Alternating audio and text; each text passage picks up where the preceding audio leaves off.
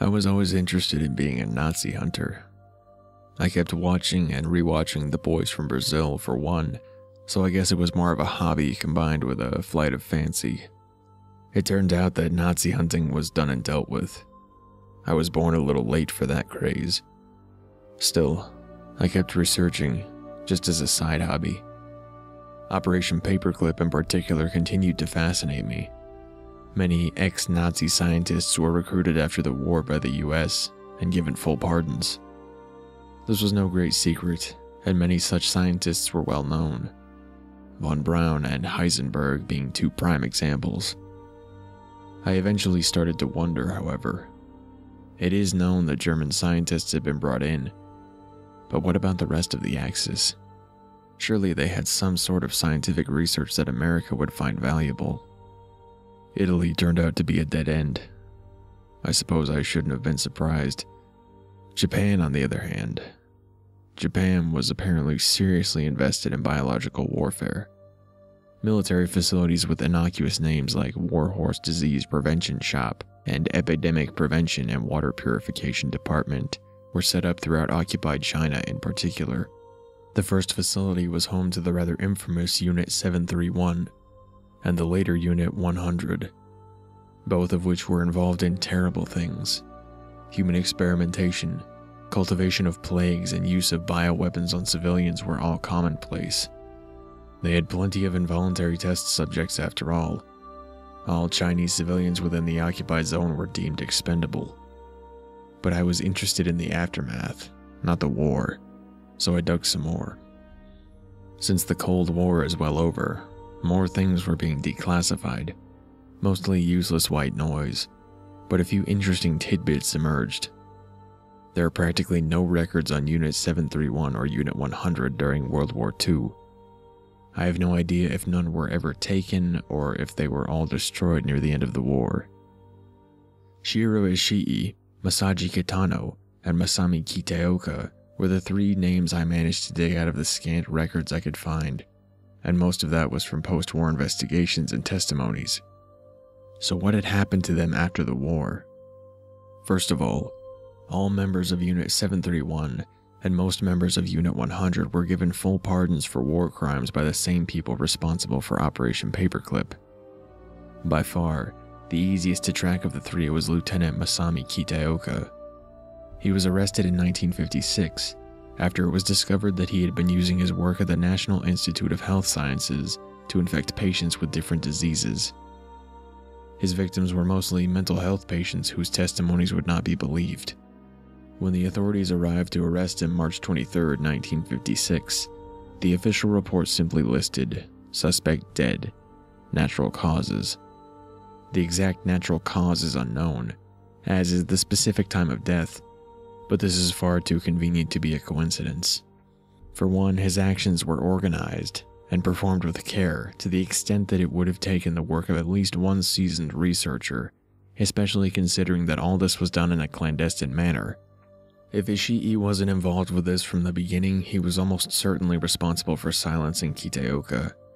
Ishii and Kitano were much more difficult to track than their subordinate Kitaoka, and each clue was only found after a good deal of research.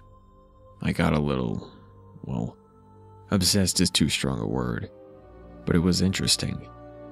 Kitano and Ishii were both pardoned for all war crimes in return for their research. After they had been thoroughly debriefed, they were released by the CIA and went their separate ways. Kitano remained in Japan, but Ishii went to America soon after. That's where the official story ends, and where my story gets a lot more odd. Kitano practically vanished. No official record, nothing. The best I could find was a rough KGB report that Lieutenant General Kitano was at large in Japan. The CIA, however, was much more thorough. The declassified reports I dug up reported that one Dr. Ishii was consulted for research at Fort Detrick, dated 1947, Fort Detrick is fairly notorious as being an experimentation center in biomedical research. Thinking that this was part of the clause for his pardon, I had assumed that the CIA or some other agency had placed him there. But it seemed that he was actually there of his own accord. Knowing Ishii's habits, I went and dug up old medical records for Fort Detrick. Most of it was irrelevant, but then I managed to extract the files for the psychiatric ward. Back then, doctors didn't realize PTSD existed, and as such wrote it off as a form of insanity. Such was the diagnosis of one Private Richards. February 17th, 1947. Subject describing vivid memories, is often agitated. Running mild fever. Keeps insisting that he's being tortured by a Jap. Probably another one of his flashbacks, but according to his records, Richards was never listed as a POW.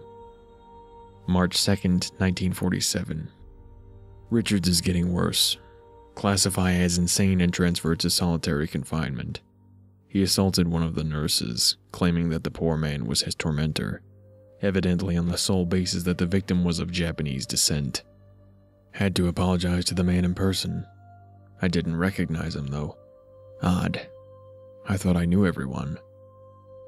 March 5th, 1947. 0800 hours.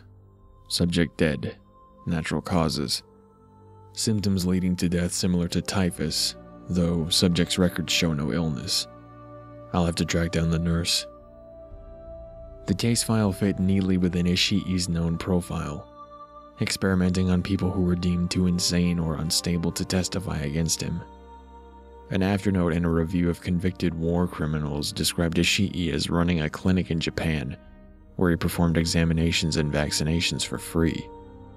It was dated 1948. It seems likely to me that this was actually Kitano, though it is entirely possible, if not probable, that Ishii was spotted visiting his colleague at the clinic. The free examinations and vaccinations were far from philanthropic. It was simply a way to lure the poor in to use as test subjects without their knowledge. This seems to be confirmed with a few stray reports of death from disease that simply didn't make any sense. In some cases, the onset was far too sudden, and in others, unheard of strains would appear as if from nowhere within isolated communities. I initially continued to search for Ishii within documents detailing Project MKUltra, but after a while, I realized I had been distracted from the main trail by unfounded rumor and hearsay. That being said, I lost track of him for a while. It was not all for naught, however, as I discovered a photocopy of a Japanese newspaper article from 1961 supposedly linking Kitano to the CIA. The article described how a man posing as a health official arrived at a small government office in Fukuoka and gave the 6 employees present antibiotics in the form of pills. While it's impossible to be certain, it seems to me that the actual content of the pills was a toxin isolated from the Burkholderia malaria bacteria. The pills caused convulsions and blood poisoning leading to shock, which killed 2 and hospitalized the remaining 4. Supposedly, $25,000 was stolen, and it was written off, poorly, as a robbery. The exotic substance that would have to have been used led me to believe that Kitano, active in the area, was responsible. Unable to find the details of which office was burglarized, I can only guess as to why such a risky operation was carried out in this fashion. Things went quiet again for a while. Then, in the late 1980s, Green Cross, a pharmaceutical company based in Japan, was accused of distributing blood known to be contaminated with HIV. Up to 3,000 individuals received tainted blood transfusions.